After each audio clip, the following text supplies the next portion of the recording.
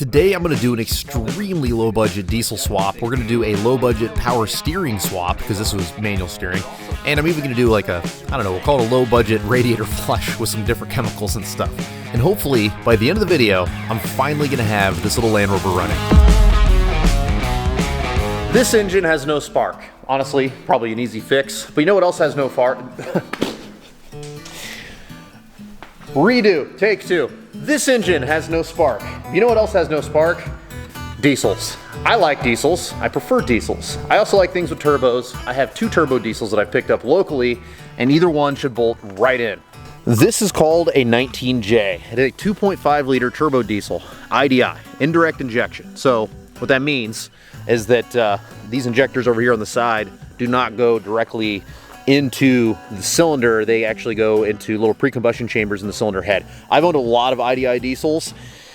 They're okay, but you lose about 30% of your energy as heat just because of the injection style, so they're not, you don't see them anymore. But that said, they can be really reliable and halfway decent. And this is definitely, this makes more power on paper than the little gas engine that was in there anyway. We make like 10 more horse and like 30 more foot-pounds if I remember correctly. What I like about this one is this one has a head on it that was manufactured. Let's see if you can focus on that.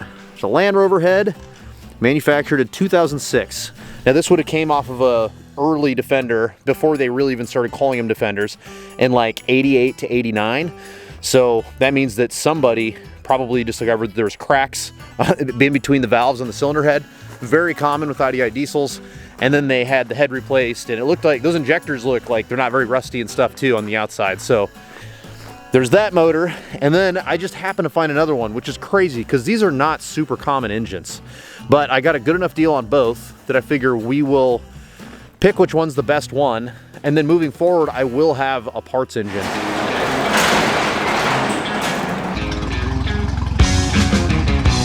These 19J engines are okay at best. They were before Land Rover was really like doing a ground up diesel build, so they basically just threw a couple of performance modifications at an existing naturally aspirated diesel platform, bolted a turbo on it, and then dealt with the consequences.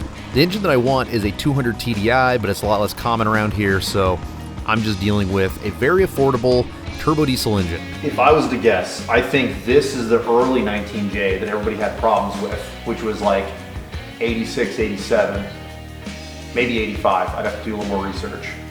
And I think that's the later 19J. But I am seeing some small differences between the two, so I definitely think we have an early 19J versus a late 19J. And everybody online says that the late 19Js have all these little upgrades that make them much more robust and much more reliable. Information on these engines is sparse and hard to come by here in the United States, but I did find some big differences between the crankcase ventilation system and between the way that the turbo oil like fitting comes in, and I'm pretty sure that the engine that we're using is a late 19J. In any case, the engine that we're using, it was running in a Land Rover Defender like 3 weeks ago. I saw a video of it. So we're going to use this one, and then the other one will be a parts engine for now. Unless I blow this up on the build challenge or something like that, then we'll do the old switcherooski.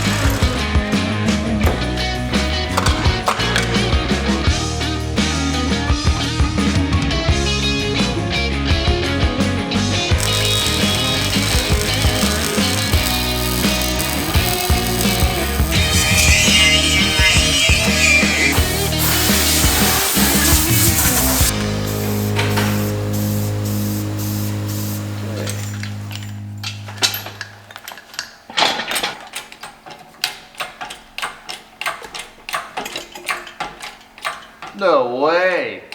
That is a heavy engine for its size.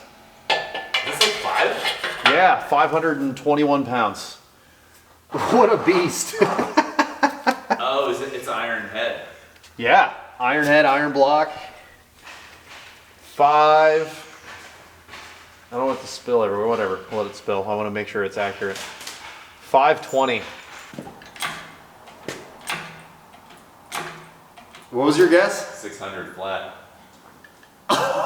Dude, come look at how close you are.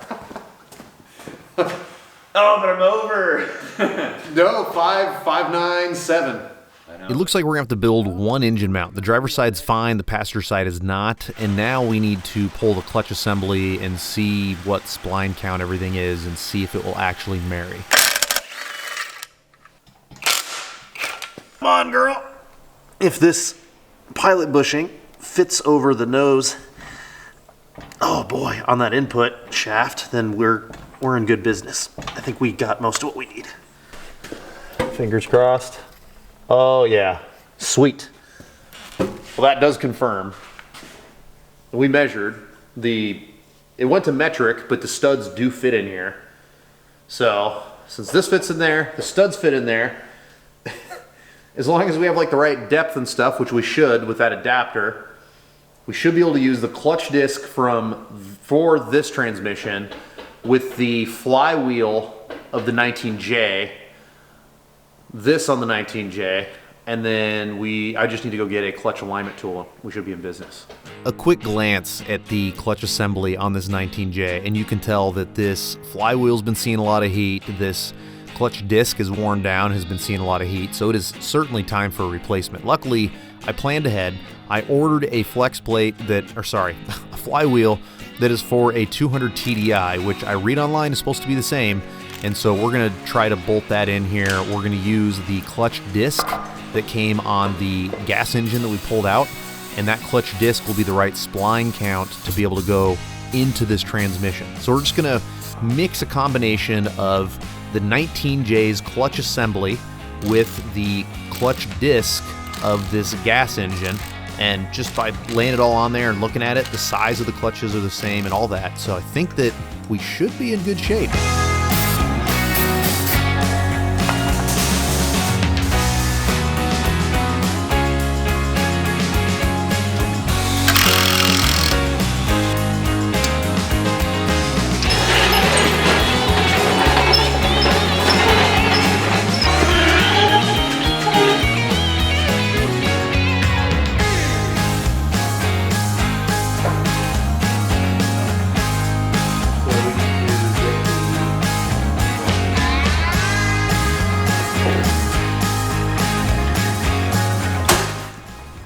All right, Nick, why are we using other hardware that we had to buy at the hardware store?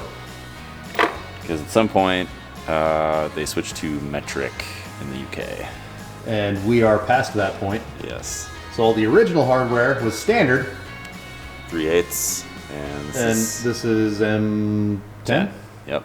Yeah, and since you are a Canadian, technically, you are familiar with both of these. I'm fluent. In unit of measure. Yes. Exchange rate. It slid in there fairly easily. This is not that bad so far. We're going to throw the nuts on the back side so we can kind of give it a little bit of wiggle. It feels like it's just dropping right in. Right now it's just kind of an alignment thing. The engine mount on this side works. There's like two sets of holes, one on the front of the block and one towards the front of the block, one towards the back. And we, of course, chose the ones that we don't need to use. So we're going to have to unbolt the motor mount on the engine side, slide that forward. I think we're going to be able to use the OEM motor mount on this side. This side, it was very clear that the injection pump was going to get in the way. So we bolted the motor mount that came with this engine, like the engine side. And now what we have to do is basically make like a little tab jammy on the frame side, weld it in, motor's in. And what's nice about this is, I mean, now it's just plumbing, right? In order to get this thing working. So there's some other bits and bobs that look like we can trade, like cooling bits and bobs that we can trade from the gas engine to this one. And I'm pretty optimistic that we could even reuse some of the factory radiator hoses and stuff. You drop it, and it's gone. Over and over is when everybody on the internet sees it. Yeah, they're doing just chasing from up here. With the grill out of the way, I realized that it's way easier to reach this firewall, obviously, and so I'm going to take advantage. I'm going to clean some of this stuff up. Just good timing. Speaking of good timing, you should go on the Onyx Build Challenge website and vote for Dirt Lifestyle, because now is a great time to do that. And if you don't have an Onyx membership, make sure you use coupon code Dirt Lifestyle whenever you buy one, and you'll get 20% off.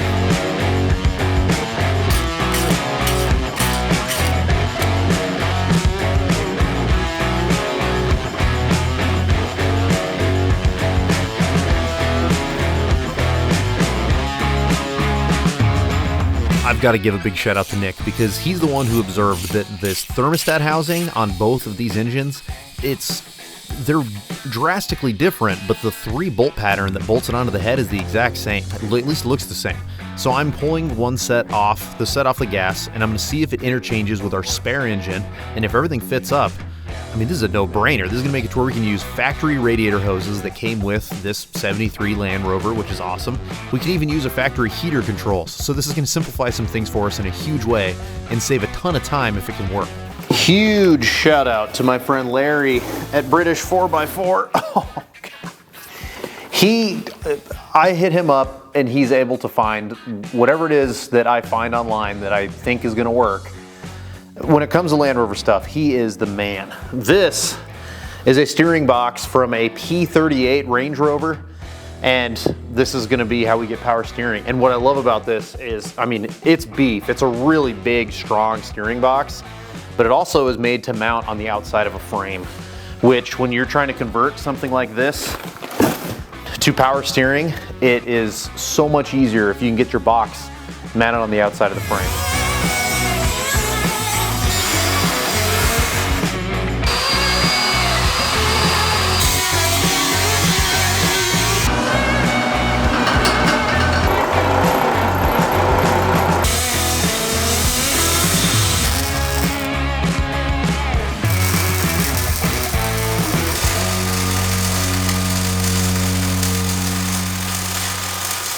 My buddy Jeff came up from Tacoma. He's working on the brake lines.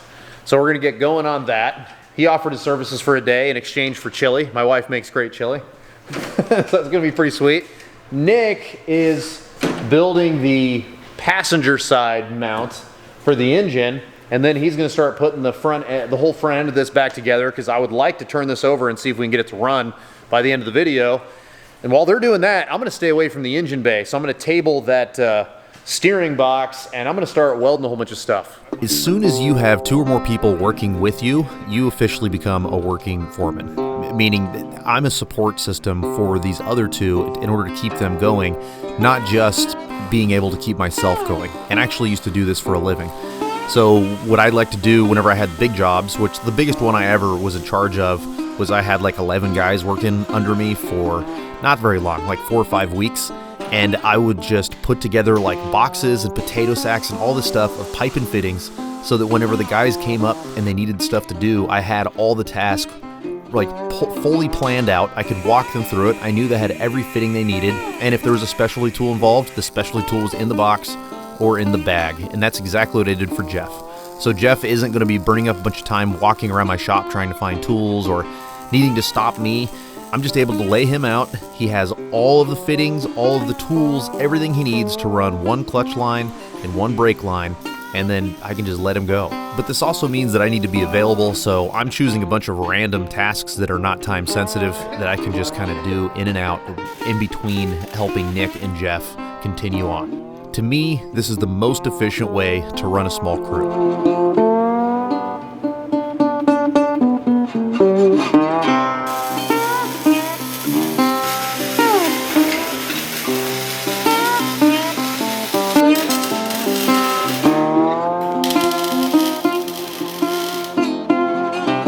Have you ever done the Evaporust radiator cleaning trick? I have not, but I've heard for years that this is really good whenever you pour it into a radiator and just let it sit. So I poured this into our radiator. It's been sitting and just soaking, like full of Evaporust on the floor. And now I'm gonna dump it and see how much nasty green stuff comes out. The package says it's super safe, but that was not that color when it went in, that's for sure. Oh, it is a little milky at the last bit. Oh, that's disgusting. That's like white. That's just pure corrosion. Get a lot of corrosion. It all just looks like surface corrosion on all the little fins though. I mean, I'm sure we can get that off with, like, I'm gonna wash it a bunch more, and then once we get it running, I'll do like a chemical flush through the whole system and take any scaling off of the inside of the block and this. And I think I just have a few radiator flushes in my future. See all those little white chunks? Yep. It's working.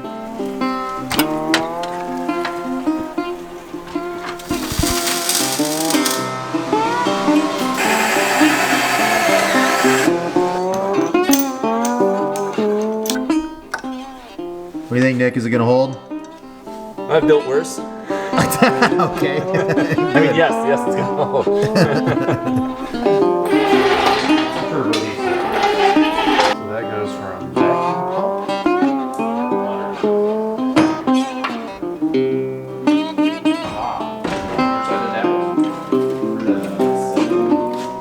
You said the guy in Olympia had thicker ones? Yeah. That's interesting. Look at how freaking close that fan is to that radiator. There's no way we can avoid it. You add a turbo, you add a lot of piping and shit. This thing's a monster. Everybody left, all my help. So now it's up to me this weekend to get this thing running. And I need to take a little breather. We've got 3 weeks left till the end of the Onyx build challenge. And we have a lot of work to do, clearly. If we pull it off though, this is gonna be like the most I've ever been able to do in like a 5-week time period total. So I wanted to come out and show you these awesome Icelandic snow tires that we're gonna be putting on this whenever we get back from Arizona. Look at all that 3D siping. Amazing. These are snow specific tires from Arctic Trucks. So these are, I discovered these when I went to Iceland 2 years ago, and I have been going back and forth with Arctic Trucks ever since. I am so excited to finally have my hands on a set of these. These, so check this out. Look how much wider the Nittos look than the Arctic Trucks, and it's just because it's mounted, right? These are mounted to a 9-inch wide wheel. These, it recommends on the tire a 14-inch wide wheel. So imagine how much wider that is going to grow, because it is already just sitting there. These are some really wide tires, but once we get them mounted on rims, they're going to look incredible. And I just think the performance we're going to get out of that combination of those tires and this Land Rover is going to be so much fun.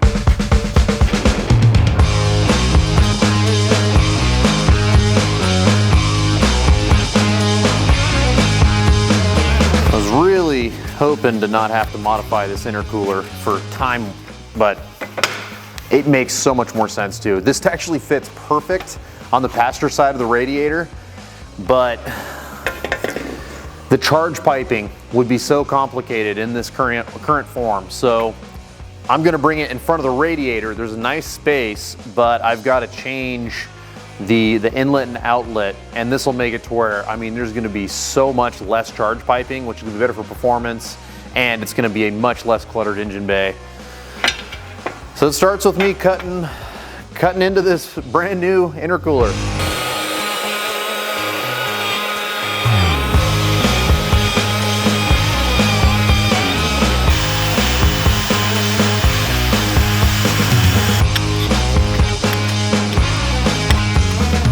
A lot of these old indirect injected diesels didn't come with stock intercoolers, and there's so many examples of this throughout all the different manufacturers, and this one's no different. This 19J did not come intercooled, but they run so much hotter because the pre-combustion happens in those little chambers in the head. It makes the heads like ultra hot.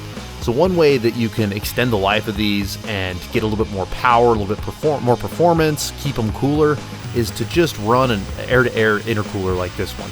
This intercooler is off of eBay. It's made for the next generation diesel, but I knew that because it's like such a similar sized vehicle that I should be able to modify it to make it work, and it looks like we're going to be able to.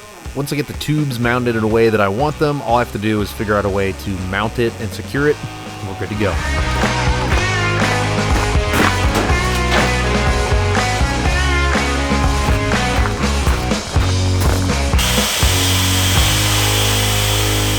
That guy is gonna go right there. And then we have charge pipes. They're gonna extend from right here to the turbo. Nice and straight and easy and short and everything that you want in charge pipes. It might seem like I'm getting the cart before the horse here because I don't have to have an intercooler in order for this to run, but I want to be able to bolt this in for the last time, and the way that this is gonna work is I'm gonna have to mount this inside of this guy and then mount the radiator onto it. I'm gonna do a little bit of clearancing on these holes so we can slide the radiator away from the fan, because I want to get to where I mount this for the last time. We fill up the radiator, we start it, and this doesn't have to come back out. At least that's the goal. I'm also really banking on a custom fitting So this is like a water, well, this little plug goes to a section of the head that is for water, at least that water accesses. And because we changed this front fitting here, or this front housing, before we had both sides of the heater hoses came off of this. Now it doesn't. We just have one, and so we needed to figure out a place to get water to come back into the head. I'm assuming this is a return. In any case, we are waiting on a custom fitting that is a very strange size, so I also can't start this unless this fitting shows up today, so we'll see if Amazon comes through. Recently, I've seen some comments of people asking, like, why are you guys all doing this when, you know, you're having to rush so hard here towards the end of this Onyx build competition? And you can see that we're all pushing ourselves hard, and it's stressful, and we're working every single day. And all I gotta say is that I can't speak for the other people that I'm competing against, I guess, the other people I'm competing with, but I can say that this year has been a big year for my family. There's been a lot going on in my personal life behind the scenes here, and at this point, I just feel very fortunate. I know that I'm crazy busy, and I will be for the next few weeks, but I feel fortunate to be invited to be a part of something like this. I feel fortunate to have people like you watching and voting for me, and I feel fortunate that this mystery Land Rover just like fell out of the sky into my lap, and then it was available for me to build because I didn't have the time to finish the Jeep truck. So I guess at the end of the day, I can understand why people wouldn't understand why we do this, and I don't know if I would ever do anything like this again, to be completely honest with you.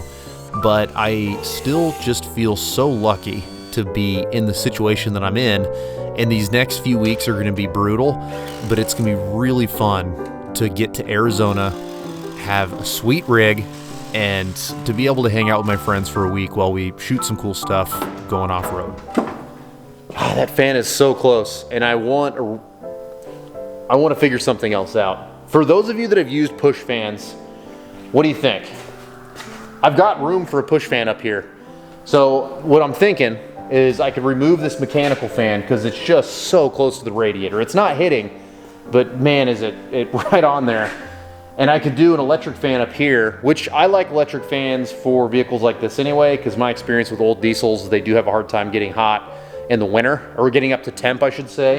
And electric fans do help that. But let me know, if you've had success with push fans, let me know in the comments. Or if you think I should stay away from them, let me know for that too. We don't have enough room for a pull fan, that's for sure. Even if I lose this fan that's in here, it's so close to the radiator, the little nub, that I won't be able to put an electric fan on the backside. So that's why I'm saying all that.